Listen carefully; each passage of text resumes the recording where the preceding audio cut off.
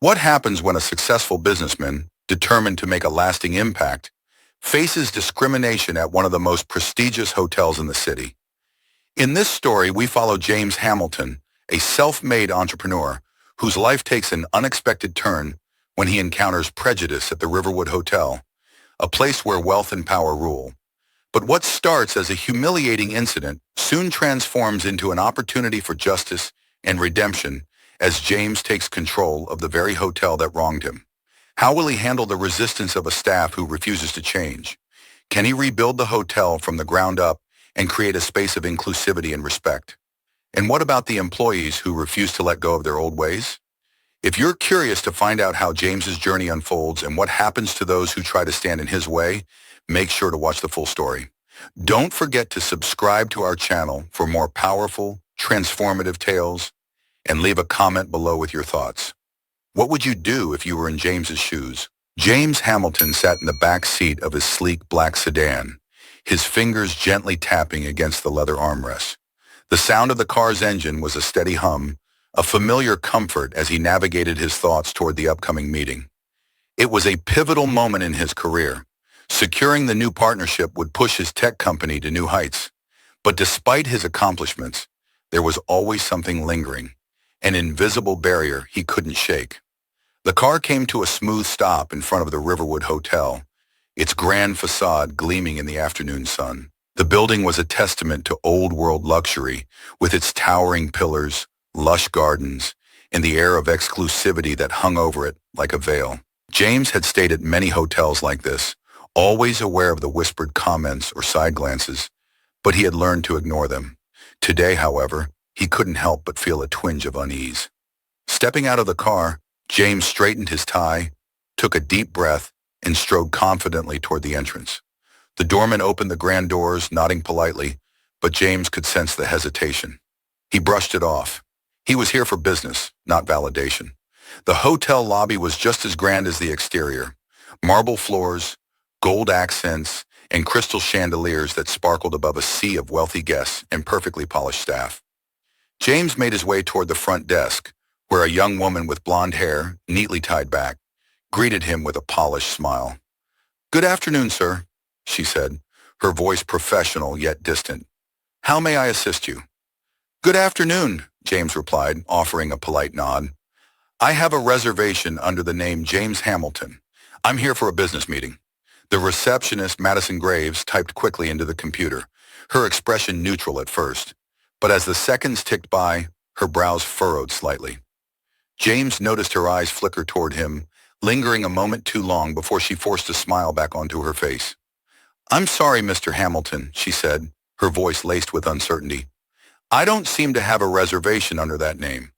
Are you sure you're at the right hotel?" James felt a wave of irritation rise in his chest, but kept his composure. "Yes, this is the Riverwood, correct?" His tone remained firm but calm. Before Madison could respond, a man in a tailored suit approached the desk. Andrew Bennett, the general manager, radiated authority. His dark hair was slicked back, and his expression held a practiced politeness, though it was clear he had sized up James with a single glance. "Is there a problem here?" Andrew asked, his voice smooth but condescending. Madison hesitated, unsure of how to proceed. "This gentleman says he has a reservation, but I couldn't find it in our system." Andrew's lips curled into a thin smile, one that didn't reach his eyes. "I see. Mr. Hamilton, I'm afraid we don't have any record of your reservation. Are you certain you've made the booking here?" James maintained his calm demeanor, though he felt the familiar frustration bubbling beneath the surface. "I'm certain. I can show you the confirmation email if that helps." Andrew waved his hand dismissively. "That won't be necessary. However, we do have certain standards here at the Riverwood, and without a confirmed reservation, I must ask you to leave." The tension in the lobby thickened. James could feel the weight of dozens of eyes on him, the guests, the staff, all watching with judgment. They didn't see a successful businessman. They saw only a black man standing in a place they believed he didn't belong. It was an all too familiar feeling, one he had faced time and again, but it didn't make it any easier. "I have a confirmed reservation," James repeated, his voice measured but firm. "I'm here for an important meeting. Please check again." Andrew's expression hardened. He glanced at the nearby security guard, a large man named Ryan Carter, who had been watching the exchange. "Gentlemen," Andrew called out, his voice taking on a commanding tone, "please escort this man out of the hotel. He seems to be mistaken about his reservation." The two security guards moved in, their hands hovering near their radios. James felt his heart rate quicken, but he wasn't about to back down. He reached into his pocket, intending to show them the confirmation email on his phone. "Hands where I can see them!" Ryan barked, his voice echoing through the lobby. A hush fell over the room. Guests turned to watch the scene unfold, some whispering to one another. James's frustration boiled over. He wasn't doing anything wrong. "I'm just getting my phone," he said, his voice rising slightly, "to show you the email." "Sir, we need you to comply," the other guard insisted, stepping closer. James took a deep breath, weighing his options. The situation was spiraling out of control, and the last thing he wanted was to give them the satisfaction of seeing him lose his composure. But the injustice of it all stung deeply. "Fine," he said quietly, his voice steady despite the anger simmering beneath the surface. "I'll leave, but this isn't over." As James turned to walk away, the guards roughly grabbed his arms, pushing him toward the exit. He stumbled slightly, his dignity bruised but intact. Behind him, he could hear the whispers and snickers of the onlookers. His business associates, who had been waiting for him in the lobby, watched in shock and disbelief. Outside, James straightened his jacket, smoothing out the wrinkles left by the guard's rough handling. He took a moment to collect himself, his mind racing with thoughts of how to handle the situation. His business meeting had already been compromised. His associates were hesitant now, shaken by the spectacle they had just witnessed. James pulled out his phone, scrolling through his emails until he found the reservation confirmation. He glanced back at the hotel's grand entrance, now tainted by the memory of humiliation and prejudice. This wasn't going to end here. No, this was just the beginning. Within hours, the incident began to spread across social media. The video footage, captured by a passerby, showed James being manhandled by security while attempting to explain himself. The video went viral, with thousands expressing outrage over blatant racial profiling and discrimination. People called for boycotts, demanded accountability, and flooded the hotel's social media pages with negative comments. The Riverwood Hotel's reputation began to crumble, and by evening, the news had reached every major outlet. Behind the scenes, James was already making moves. He had connections, resources, and a level of determination that the hotel's management had clearly underestimated. By midnight, the deal was done. James Hamilton was now the majority owner of the Riverwood Hotel. The next morning, James stood outside the Riverwood Hotel once again, but this time, the air felt different. The sun had barely risen, casting long shadows across the elegant facade. He straightened his suit, feeling a quiet satisfaction settle over him. Today, he wasn't the humiliated guest from yesterday. Today, he was the owner. As he walked through the revolving doors, the lobby was still waking up, with only a few guests milling around. The familiar faces of the staff who had treated him with disdain the day before were now filled with shock and disbelief. Whispers spread quickly as they realized who had just walked in. Without pausing, James made his way to the front desk. Madison, the receptionist from yesterday, was there. Her face paled as she recognized him. She stiffened, her previous arrogance replaced by uncertainty. "Good morning," James said calmly. "I need to speak with your manager. Now." As James stood at the front desk of the Riverwood Hotel, Madison fumbled with the phone, her hands trembling as she called the back office. Moments later, Andrew Bennett appeared, looking every bit as polished as the day before, but this time his confident swagger was gone. His eyes widened as he took in the sight of James standing calmly at reception, the weight of authority now resting firmly on his shoulders. "Mr. Hamilton," Andrew began, attempting to muster the same condescending tone he had used the day before, but it faltered. "What brings you back today?" James smiled, but it wasn't warm or welcoming. It was the kind of smile that carried the weight of knowing he was now the one in control. "I believe there's some business we need to discuss," he said, placing a folder on the counter. "These are the documents confirming that I am now the majority owner of the Riverwood Hotel." Andrew blinked, his face draining of color as he reached for the papers with shaking hands. His eyes darted over the documents, and he swallowed hard, disbelief and panic creeping into his expression. This can't be right. There must be some mistake. There's no mistake, James replied, his voice firm. I've acquired a controlling share. As of now, I'm the one in charge. The lobby seemed to freeze. Staff members who had been discreetly watching the exchange stood still, processing what they had just heard. Andrew's mouth opened as though he was going to protest, but no words came out. The power dynamic had shifted so dramatically that he couldn't grasp the reality of it. Mr. Bennett, James said, his tone steady, please gather the staff in the main hall. We're going to have a meeting, a mandatory one. With a stiff nod, Andrew turned and walked away, his pride visibly shattered. Within minutes, the entire hotel staff had assembled in the grand hall, a room that now buzzed with nervous whispers. Employees exchanged anxious glances, their apprehension palpable. James stood at the front, surveying the crowd. He could see the uncertainty on their faces, the fear of what was to come. But he wasn't here for vengeance. He was here to rebuild, to reshape the culture of this hotel from the ground up. Good morning, James began, his voice carrying a calm authority that immediately silenced the room. For those of you who don't know, my name is James Hamilton, and as of last night, I am the new owner of the Riverwood Hotel. A murmur rippled through the crowd. Some staff members looked shocked, others confused, and a few visibly uncomfortable. I'm sure you've all heard about the incident that occurred yesterday, James continued. What happened in this hotel was unacceptable. Discrimination, prejudice, and the mistreatment of any guest, regardless of their race, background, or appearance, will not be tolerated here from this moment forward. His words were met with a mixture of shock and apprehension. Some employees nodded, perhaps feeling guilt or shame. Others, however, looked defiant, their jaws set in stubborn resistance. Effective immediately, James said, his tone unwavering. Mr. Bennett, you are relieved of your duties as manager. Your conduct yesterday was inexcusable. You may collect your things and leave the premises. Andrew's face turned a deep shade of red. His mouth opened in protest, but one look at James's expression told him it would be pointless. The power dynamic had shifted completely, and there was no longer room for negotiation. With a stiff nod, Andrew turned and walked out of the room, his pride shattered as the eyes of the staff followed him. Turning back to the rest of the employees, James continued. I'm giving each of you an opportunity. We are going to rebuild this hotel from the ground up starting today. I'm instituting mandatory training on cultural sensitivity, equality, and respect for every employee, from the top down. This is not optional. Several hands shot up, but James held up his hand, silencing them. I know some of you may not agree with this. That's fine.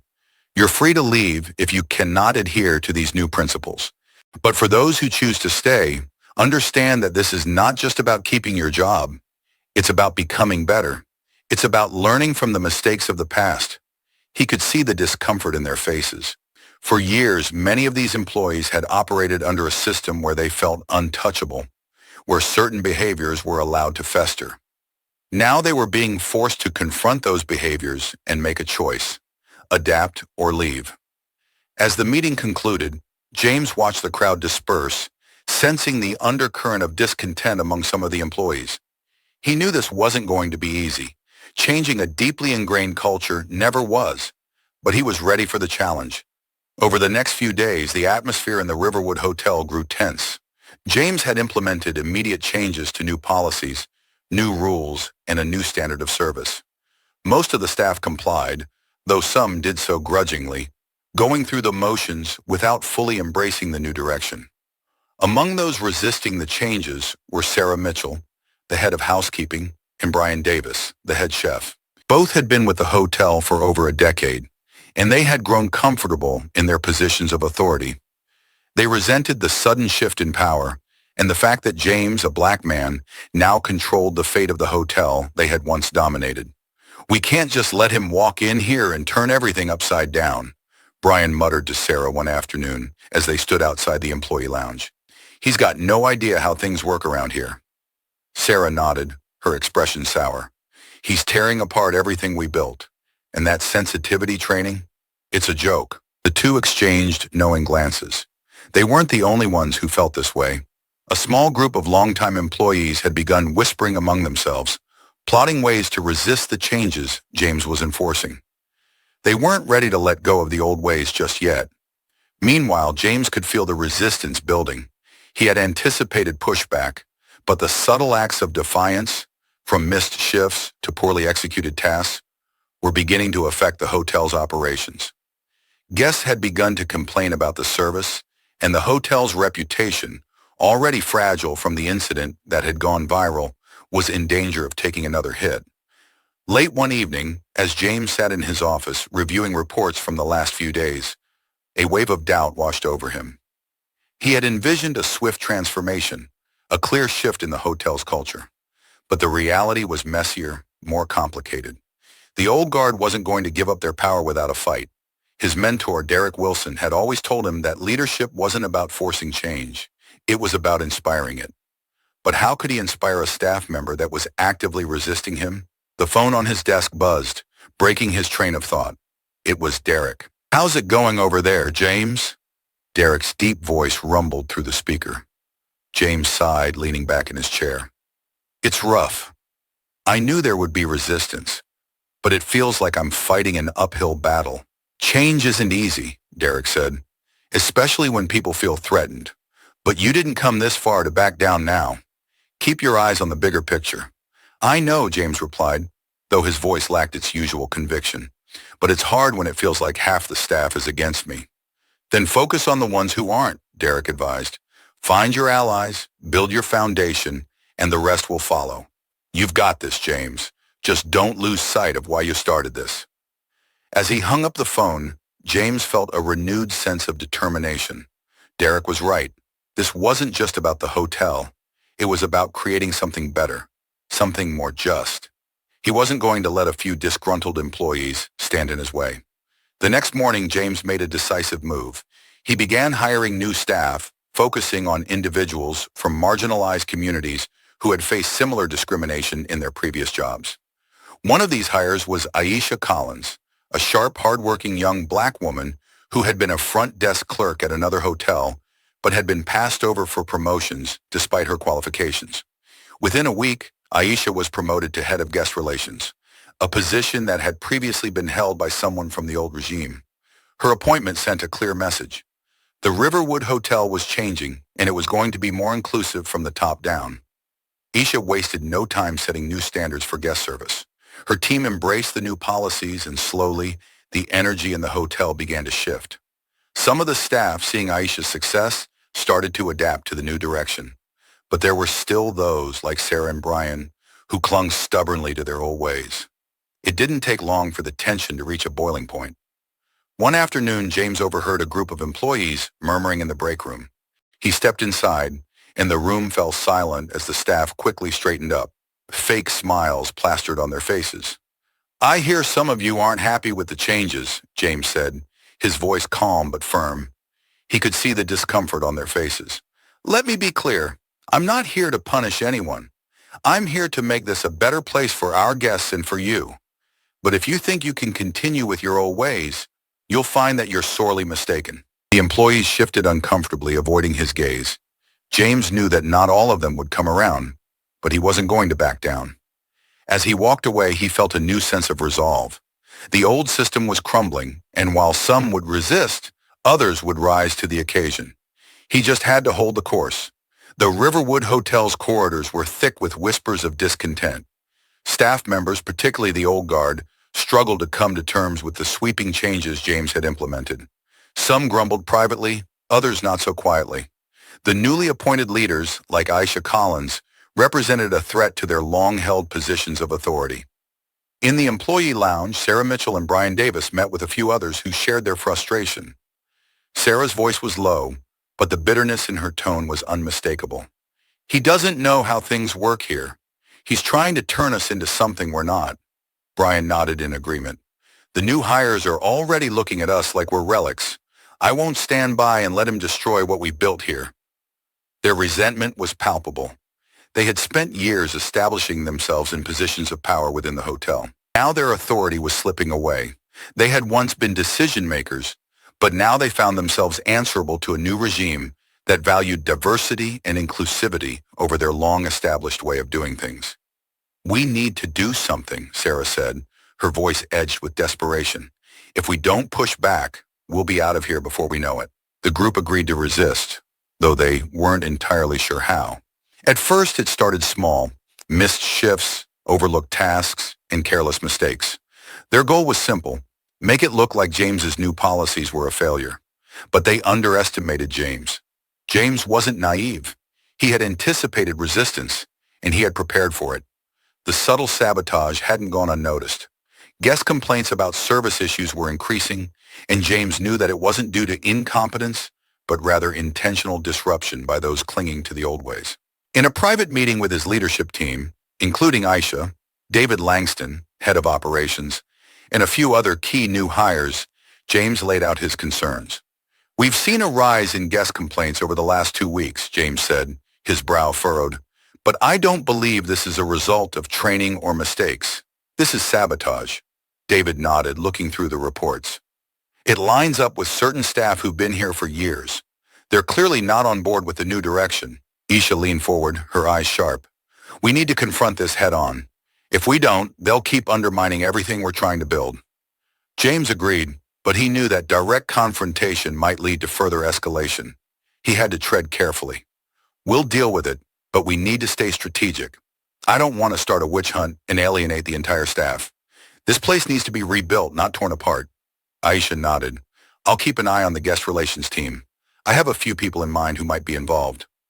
They continued to map out their next steps, deciding to quietly monitor the employees they suspected of being behind sabotage. James knew that change wouldn't come easily, but he wasn't about to let a few disgruntled employees stand in the way of progress.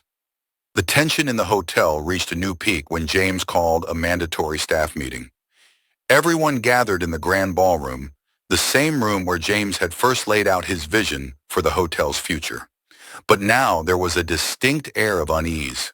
The whispers had grown louder, and the old guard's dissatisfaction was no longer hidden. Sarah and Brian stood with their arms crossed at the back of the room, watching with narrowed eyes as James took his place at the front.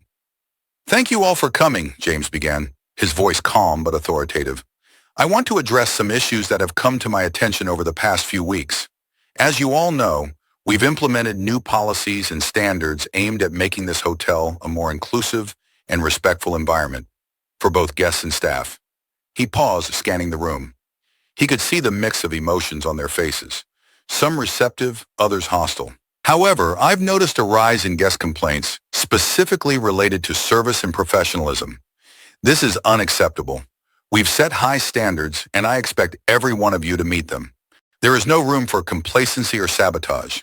The word sabotage hung in the air, and a ripple of discomfort spread through the room. James's eyes locked briefly with Sarah's, who looked away, her lips pressed into a thin line.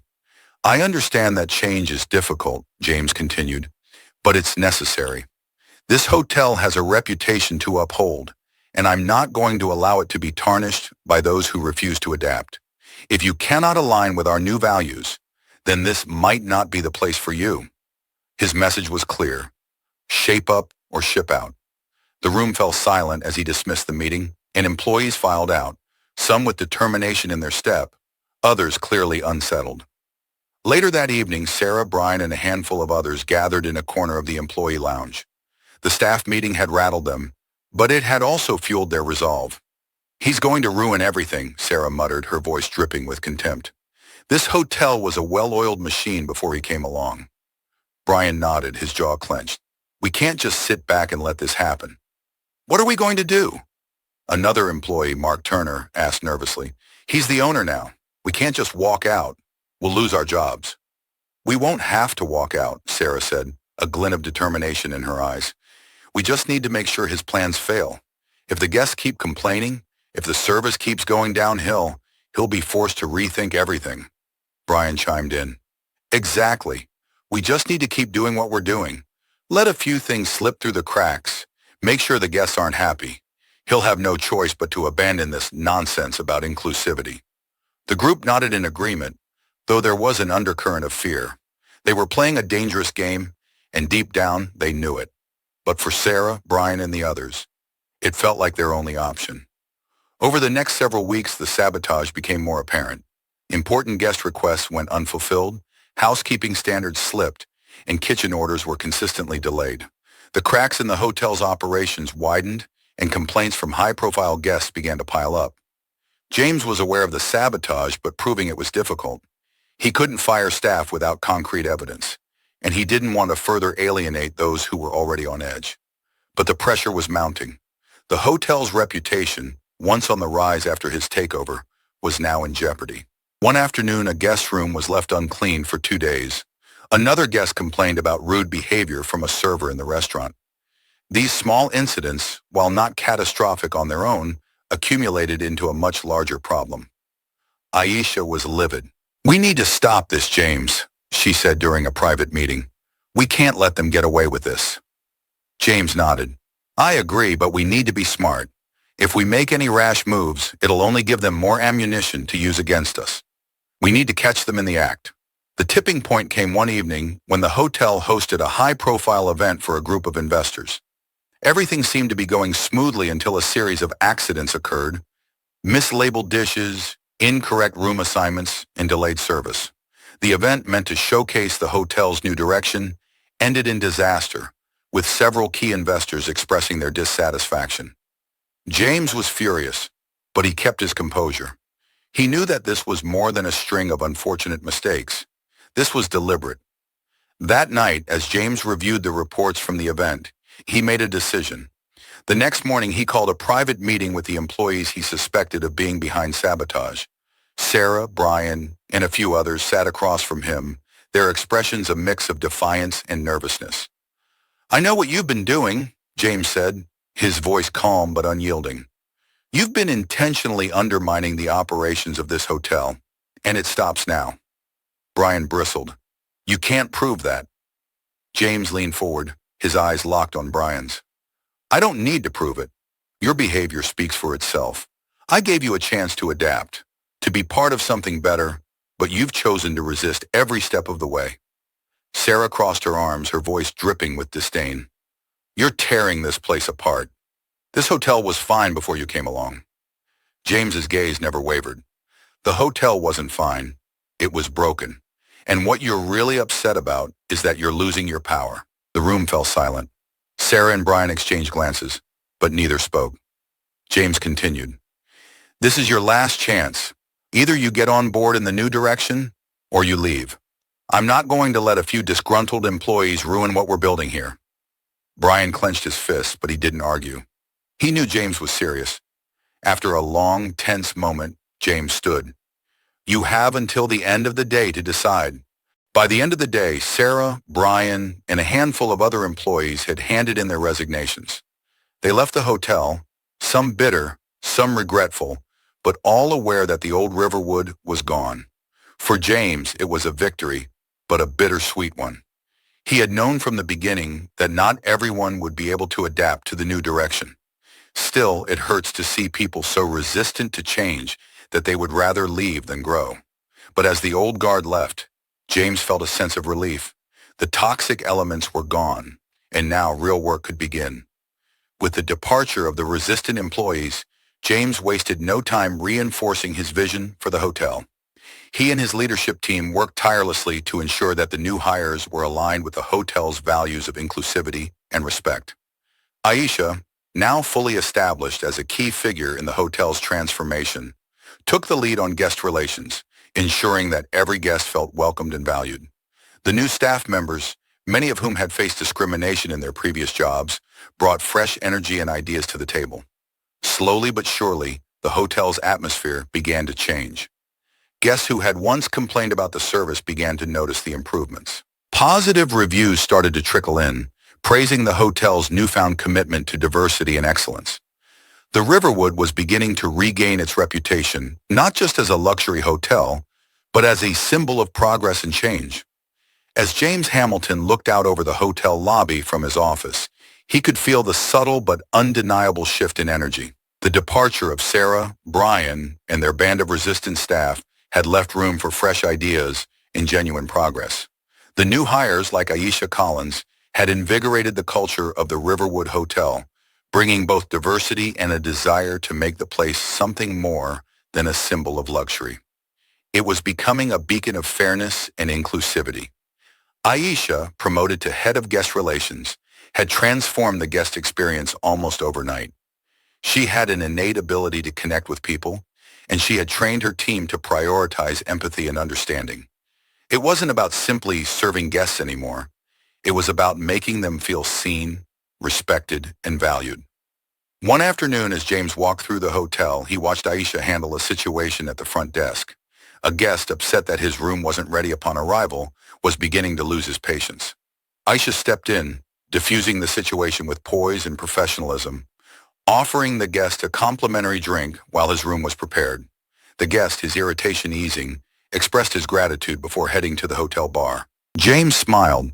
This was exactly what he had envisioned when he took over Riverwood, a place where guests were treated not just with luxury, but with humanity. But beneath this surface of success, James knew that a greater test was still to come. Not everyone had embraced the new direction, and some of the remaining staff were still resistant. While they are quieter now, the challenge of true transformation lay ahead. The Riverwood Hotel was set to host one of its most high-profile events yet, a gala for a prestigious business conference. Major investors and industry leaders from across the country were attending, and it was the perfect opportunity to showcase the hotel's transformation under James's leadership. The event had the potential to further solidify the Riverwood's new reputation and attract even more business. On the day of the gala, everything seemed to be going smoothly. Aisha had organized her team with precision, and the hotel staff were preparing for the influx of VIP guests. But as the evening began, something occurred that no one could have anticipated. A black family, a couple with 2 young children, checked in at the front desk. They were regular travelers, often staying at high-end hotels, but as they stood in line, a familiar sense of unease crept into their minds. They were used to the subtle signs of prejudice that accompanied their presence in spaces like this, though they had hoped that things might be different in the Riverwood. As they approached the front desk, Mark Turner, one of the staff who had managed to remain after the wave of departures, greeted them. His smile was strained, and his eyes flickered with the same hesitation that James had experienced months earlier. "Good evening. How may I assist you?" Mark asked, though his tone was perfunctory. "We have a reservation under the name Johnson," the father, David Johnson, said, offering a polite smile as his wife, Maya, stood beside him, holding their son's hand. Mark's fingers moved over the keyboard, his expression neutral, but there was an undeniable stiffness to his manner. After a moment, he frowned. "I'm sorry, but I don't see your reservation here. Are you sure you booked at the Riverwood?" David exchanged a glance with his wife, his stomach sinking. "Yes, I'm sure. I have the confirmation email if you need to see it." Mark hesitated, glancing around the lobby as though searching for support. "That won't be necessary, but I'll need to check with management. Please wait here." As Mark walked away to fetch a manager, David felt the familiar sting of being brushed aside, of being treated as if he didn't belong. Maya squeezed his hand, her face tight with frustration. "I can't believe this is happening again," she whispered. "I thought this place was different." Before David could respond, James appeared. He had been walking through the lobby when he noticed the exchange at the front desk. As he approached, his heart sank. The situation was all too familiar, but this time, he wasn't just a bystander. He was the one in charge. "Is there a problem here?" James asked, his voice calm but firm. David turned, his eyes narrowing as he sized up the man in front of him. "We're just trying to check in, but it seems like our reservation has disappeared." James nodded, understanding exactly what was happening. He turned to Mark, who had returned with the manager. "Mark, I'll take it from here," James said, his tone leaving no room for argument. As Mark retreated, James addressed the Johnsons directly. "I apologize for the inconvenience, Mr. Johnson. I'll personally ensure that your room is ready immediately, and we'll make sure the rest of your stay is as comfortable as possible." David was taken aback by the directness and sincerity in James's voice. "Thank you," he said, though the frustration in his tone hadn't fully dissipated. James escorted the family to their suite himself, making sure that every detail of their stay was flawless. By the end of the night, David and Maya were both impressed by how the situation had been handled, and they expressed their gratitude to James before retiring to their room. But for James, this encounter was a wake-up call. He realized that despite all the changes he had made, there were still elements within the hotel that needed to be addressed. The transformation was far from complete. The incident with the Johnson family reverberated through the hotel, sparking new conversations among the staff. For some, it was a reminder of how deeply ingrained prejudice could be, even in a place that was striving for inclusivity. For others, it was an opportunity to reflect on their own biases. But for Mark Turner, the encounter marked a turning point. He had never considered himself prejudiced, but seeing how easily he had slipped into old patterns when interacting with the Johnsons made him question everything. That night, he approached Aisha after her shift. "I need to talk to you," Mark said, his voice hesitant. Aisha raised an eyebrow. "About what happened today at the front desk. I didn't realize until afterward how wrong I was. I don't know why I treated them like that. I guess I just wasn't thinking." Aisha studied him for a moment, her expression unreadable. "You need to do more than realize it, Mark. You need to change. It's not enough to feel bad after the fact." Mark nodded, his face red with shame. "I know. I want to be better. Can you help me?" Aisha's gaze softened slightly. "It's not about me helping you. It's about you helping yourself. But if you're serious, I'll give you a chance." Mark nodded, feeling a weight lift from his shoulders. He wasn't proud of what had happened, but he was ready to take responsibility for his actions. In the weeks that followed, James intensified the hotel's training programs, ensuring that every staff member, new and old, participated fully. The lessons weren't just about avoiding discrimination. They were about actively fostering a culture of respect and understanding. Aisha led several of the sessions, sharing her own experiences and encouraging open dialogue among the staff. During one of these sessions, Linda Dawson, a longtime housekeeper, spoke up for the first time. Linda had been with the hotel for nearly 20 years, and she had seen more than her fair share of unfair treatment, both toward herself and others. But she had never felt empowered to say anything. "I've been here a long time," Linda began, her voice quiet but steady, "and I've seen a lot of things that aren't right. But I never thought it was my place to speak up. Now, I'm starting to realize that silence isn't the answer." Aisha nodded, encouraging her to continue. "I guess what I'm trying to say is, I want to do better. I want this place to be better. I think we all need to do more than just follow the rules. We need to change how we see each other." There was a pause, and then, to James's surprise, several other staff members nodded in agreement. It wasn't just about the policies anymore. It was about the people. Real change was beginning to take root, not because it was forced upon them, but because they were choosing it.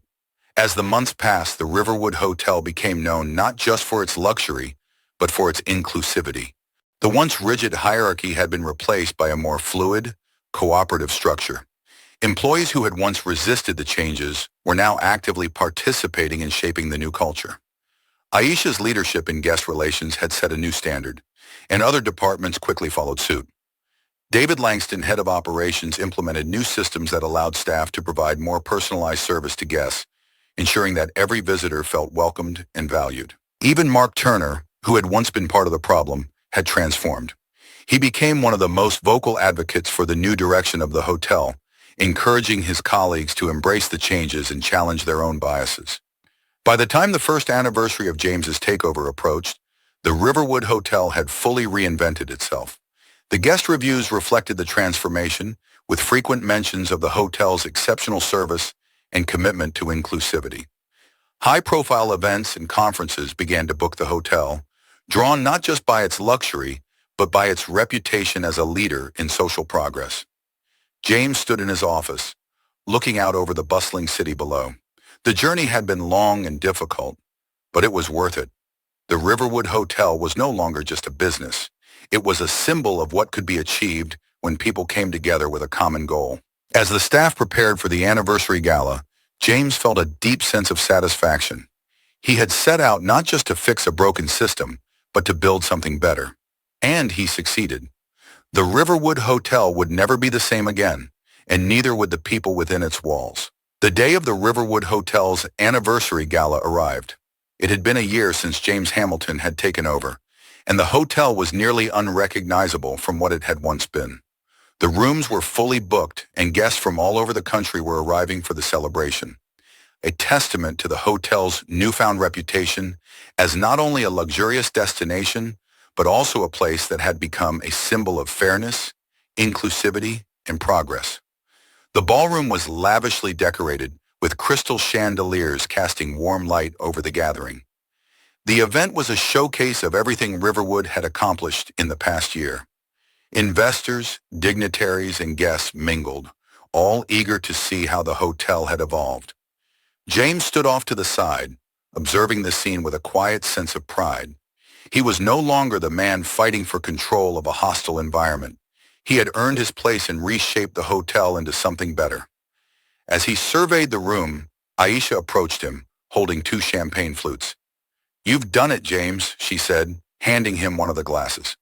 "This place is completely different from what it was when you first walked in." James smiled and nodded. "We've done it," he corrected her. "You, David, the new staff, everyone who believed in the vision. It wasn't easy, but we're here." Aisha raised her glass on toast. "To the new Riverwood Hotel and to everything it stands for." They clinked glasses, and James couldn't help but feel a wave of gratitude for the people who had stood by him during the hotel's transformation. Without them, none of this would have been possible.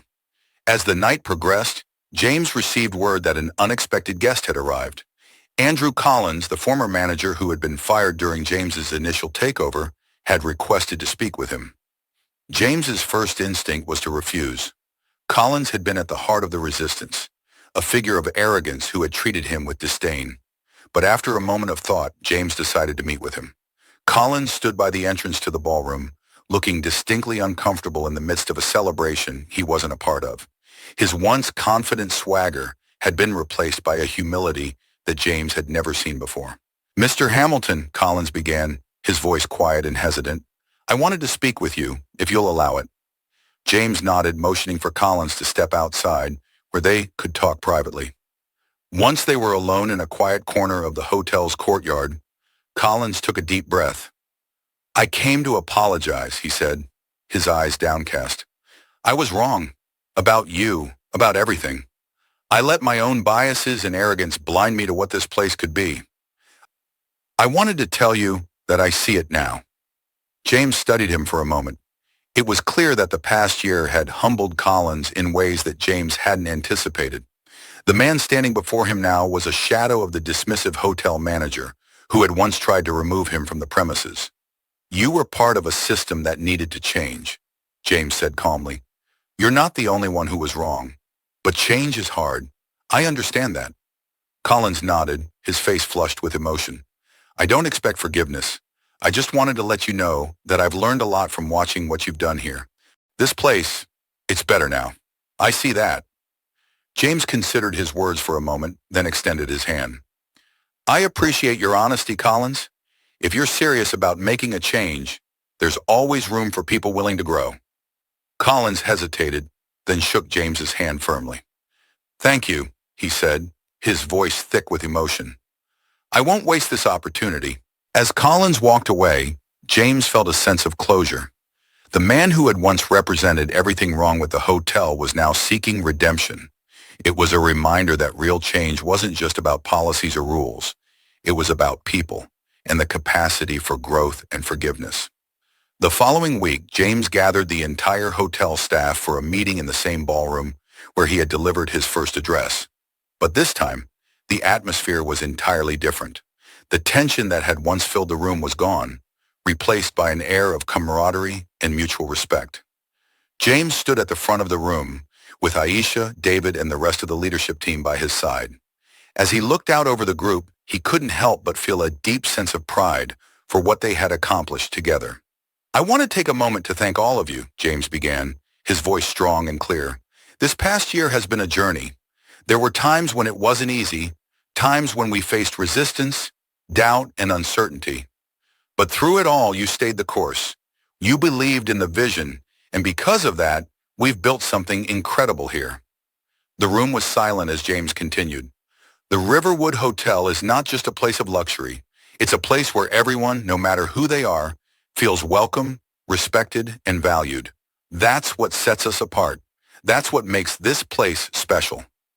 Several staff members nodded in agreement, and James could see pride in their faces. I couldn't have done this without each and every one of you, James said, his voice filled with sincerity. You've proven that change is possible, that growth is possible, and for that, I'm grateful. He paused, allowing his words to sink in. But we're not done, James continued. This is just the beginning. The Riverwood has a bright future ahead, and we're going to continue building on the foundation we've created. Together. A round of applause broke out, and James smiled as he stepped back, letting Aisha take the podium to address the staff. He had never been one for long speeches, but in that moment, he felt a deep sense of fulfillment. The hotel had become more than just a business venture. It had become a symbol of everything he believed in. In the weeks that followed the anniversary gala, the Riverwood Hotel continued to thrive. Guests from all walks of life came to experience the new inclusive environment that James and his team had worked so hard to cultivate. Positive reviews flooded in, praising not just the luxurious accommodations, but the warmth and professionalism of the staff. The hotel had become a destination for high-profile events, conferences, and weddings, and its reputation as a leader in social progress had only grown. James spent more time walking the floors of the hotel, talking to staff and guests alike. He wanted to ensure that the values they had built on Riverwood continued to be upheld in every aspect of the business. And from what he saw, they were. One afternoon, James walked through the lobby, greeting a young couple checking in for their honeymoon. They were all smiles, clearly excited to be staying at the famous Riverwood. Welcome, James said, offering a warm handshake. I hope you enjoy your stay with us. If you need anything, don't hesitate to ask. The couple thanked him, their eyes wide with admiration, as they realized they were speaking to the man behind the hotel's transformation. As James continued through the hotel, he couldn't help but reflect on the journey that had brought him here. There had been setbacks, moments of doubt, and more than a few difficult decisions. But in the end, it had all been worth it. The Riverwood Hotel was no longer just a place where people came to experience luxury. It was a place where people came to experience something deeper, something that transcended material wealth. It was a place of inclusion, respect, and community. And for James, that was the greatest success of all. The following year, the Riverwood Hotel received the prestigious Diversity Leadership Award, recognizing the hotel's commitment to inclusivity and social responsibility. The award ceremony was held in the very ballroom where James had first outlined his vision for the hotel's future, and it was a full-circle moment for everyone involved. James accepted the award on behalf of the hotel, standing before a packed audience of industry leaders, media, and guests. As he looked out over the crowd, he felt a deep sense of gratitude not just for recognition, but for the journey that had led him here. This award belongs to everyone at the Riverwood, James said during his acceptance speech. It belongs to the staff who believed in our vision, to the guests who supported us, and to the people who helped us grow. This isn't just about one person. It's about all of us, working together to create something better. The applause that followed was thunderous, but James knew that the work was far from over. The Riverwood Hotel had set a new standard, and he was determined to continue leading by example. As the ceremony ended, James stepped outside to catch a breath of fresh air. The sun was setting, casting a warm glow over the city skyline. He took a deep breath, feeling a sense of peace washed over him. This was what he had set out to achieve, not just success, but meaningful change. And as long as he was at the helm of the Riverwood, that change would continue to grow, creating ripples that would extend far beyond the hotel's walls. The Riverwood Hotel had found its new era, and so had James. Before becoming head of guest relations, Aisha Collins had spent years working as a front desk clerk at various hotels, consistently overlooked promotions despite her qualifications and dedication. When James Hamilton took over Riverwood, Aisha saw it as an opportunity to prove not only her abilities, but also the value of true inclusivity and leadership. From the moment she was promoted, Aisha had thrown herself into her new responsibilities. She restructured guest services, implemented new policies, and ensured that her team understood the importance of empathy and respect when dealing with guests. However, as the hotel grew in prestige, so did the challenges she faced. One evening, while reviewing guest feedback in her office, Aisha received an unexpected email from a former colleague at a competing hotel. The email was congratulatory, praising her for her achievements at the Riverwood.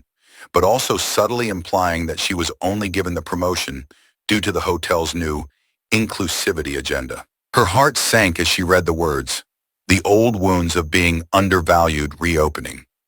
No matter how hard she worked, it seemed that there would always be people who questioned whether she had truly earned her position. The email stayed with her, and over the next few days, Aisha found herself doubting her own accomplishments. She had always been confident in her work, but now she questioned whether people saw her as a competent leader or just a diversity hire. Her frustration began to seep into her interactions with her team. One day while training for a new hire, Clara Williams, a young and enthusiastic front desk clerk, Aisha's patience wore thin. Clara had made a small mistake with a guest reservation, something that could easily be fixed. But Aisha's reaction was uncharacteristically sharp. "Clara, this can't happen again," Aisha said, her voice firm. But there was an edge to it that Clara hadn't expected. "We're running a high-standard hotel here. We can't afford mistakes like this." Clara's face flushed with embarrassment, and she nodded quickly. "I'm sorry, Aisha. I'll fix it right away." Aisha walked away, feeling a pang of guilt for her harshness. She knew the mistake wasn't a big deal, but the pressure of proving herself had begun to weigh her down. She didn't want to be seen as someone who had only gotten ahead because of her race. She wanted to be respected for her skills. That evening, she sat down with James. "I've been having a hard time lately," Aisha admitted. "It feels like no matter how hard I work, some people are always going to see me as just a symbol. I don't know if I can keep doing this." James looked at her thoughtfully. "I understand where you're coming from, Aisha. It's hard being in a leadership role when people are constantly questioning your place. But you've earned this position, and no one can take that away from you. The hotel is thriving because of you, not despite you." Aisha sighed, feeling the weight of the conversation lifted slightly. "I just want people to see me for my work, not as some sort of token." "They will," James assured her. "And if they don't, that's on them, not you." Aisha left the conversation feeling more centered. She realized that the doubts of others couldn't define her success. She had worked too hard to let other people's perceptions dictate her value. Later that week, Aisha approached Clara at the front desk. "Clara, can we talk?" Aisha asked, her voice softer than it had been in their last interaction. Clara turned, looking a little nervous, but nodded. "Of course," Aisha sighed. "I owe you an apology. I was hard on you the other day, and that wasn't fair. You're doing a great job, and I don't want you to think otherwise." Clara's eyes widened in surprise. "Thank you, Aisha. I appreciate that. I've been trying really hard to keep up." Aisha smiled. "I know, and I'm here to help. Don't hesitate to ask if you need anything." Clara nodded, her confidence visibly restored. From that day forward, Aisha made it a point to mentor Clara more closely, helping her grow into her role. Over time, Clara became one of the most competent members of the guest relations team, and Aisha saw in her the same drive she had once had when she was starting out. This subplot emphasizes Aisha's growth as a leader and mentor, showing her vulnerability and eventual triumph over self-doubt. While Aisha worked on her leadership, Andrew Collins was beginning to rebuild his own career after being fired from the Riverwood. For months, he struggled to find a new position. His reputation as the manager who had clashed with James Hamilton followed him, and no one wanted to take a chance on him. Feeling desperate, Collins took a job as an assistant manager at a small, family-owned inn on the outskirts of town. The pay was a fraction of what he had earned at Riverwood, and the job was far from glamorous. But it was all he could find. For the first time in his career, Collins had to confront the reality that he had once been blind to. The privilege he had taken for granted for years was no longer enough to secure him a place at the top.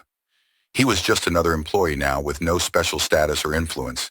At first, Collins resented this new position. He resented the fact that he had fallen so far, and he resented James for pushing him out. But as the months passed, he began to see things differently. The small inn where Collins worked was vastly different from the Riverwood. The guests were mostly locals, and the staff were a close-knit group who treated each other like family. Collins, who had once prided himself on his professionalism and distance from the lower-level staff, was forced to get his hands dirty, literally. One evening, after a long day, the inn's cleaning crew didn't show up, and the rooms were left in a mess. With no other options, Collins rolled up his sleeves and began cleaning the rooms himself. As he scrubbed the floors and changed the sheets, he realized how much he had taken for granted in his previous role. The humility of the experience stayed with him, and over time, Collins began to appreciate the simple, honest work that came with running the inn. He formed genuine friendships with the staff and learned to see them as equals rather than subordinates. After nearly a year at the inn, Collins received an unexpected call. James Hamilton was on the other end of the line. "I've been hearing good things about you," James said, his voice measured but not unkind. "From what I understand, you've changed a lot since you left the Riverwood." Collins felt a lump in his throat. He admitted, "I've learned a lot about myself, about what I used to be. I wasn't proud of how I treated people back then." "I can tell," James replied. "I have a proposition for you.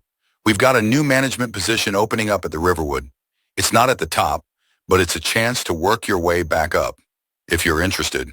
Collins was stunned. The last thing he had expected was a second chance from the man who had fired him, but the humility he had learned over the past year guided his response. "I'd be honored," Collins said, his voice filled with sincerity.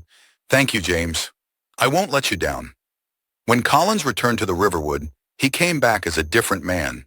He was no longer the arrogant manager who had once believed himself above reproach. He worked alongside the staff, always willing to help wherever needed, and his newfound humility earned him the respect of his colleagues.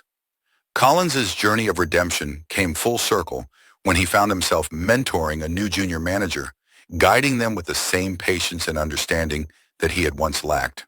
He had learned that leadership wasn't about power or status, it was about serving others, and in doing so, he had finally found his place.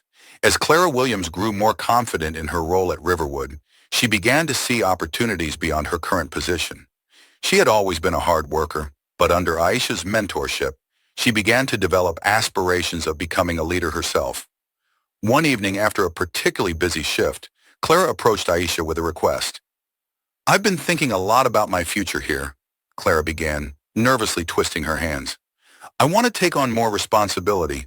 I know I still have a lot to learn, but I'm ready to start working toward a leadership position."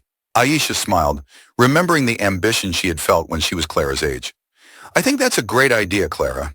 We've got some new training programs for leadership development. I'll make sure you get enrolled in the next session." Clara beamed. "Thank you, Aisha. I won't let you down." Shortly after Clara began her leadership training, she faced her first major test. One evening during a particularly busy shift, the hotel's reservation system went down, and the front desk was flooded with guest complaints. The manager on duty was nowhere to be found, and Clara found herself in charge of handling the situation. At first, she panicked, unsure of how to handle the overwhelming number of guests. But then, remembering Aisha's training, she took a deep breath and began delegating tasks to her fellow employees. "Rachel, can you check the system and see if we have a backup file? Jason, keep the guests calm and offer them complimentary drinks while we sort this out," Clara instructed, her voice steady despite the chaos around her. Within an hour, Clara had managed to restore order to the front desk, and the guests were being checked in manually while the system was rebooted. When Aisha arrived to assess the situation, she found Clara calmly handling the remaining issues. "You did a great job tonight, Clara," Aisha said, impressed. "You're well on your way to becoming a leader." Clara smiled, feeling a sense of accomplishment she had never felt before. This was the beginning of her journey toward leadership, and she was determined to make the most of it. If you enjoyed this story and want to follow more transformative journeys of leadership, growth, and overcoming adversity, make sure to subscribe for future content.